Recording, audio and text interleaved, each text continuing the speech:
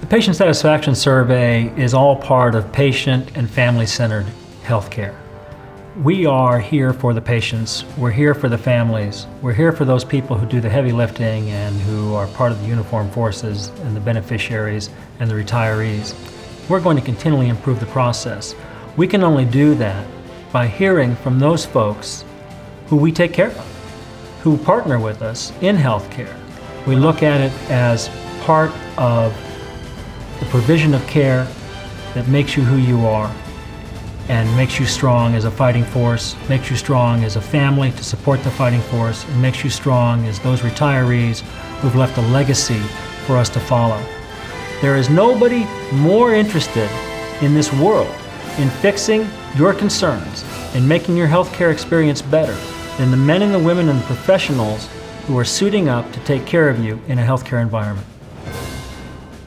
The Patient Satisfaction Survey covers a number of things, including wait times, how pain is being managed, whether medication is being discussed properly, access to care overall, also whether the providers are providing the kind of care that the patients actually need. You have to think about what's coming up in the future. You could be in for 10 years and not realize it. 13 years down the road, you could have 2 kids like I do.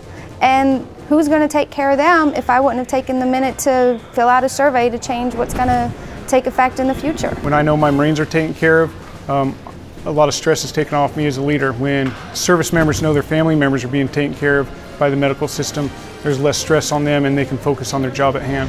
Whether we are young or old, active or retired service members, we owe it to ourselves to give this feedback. If we do not take care of each other, then we would not be in top condition to take care of the country on a whole.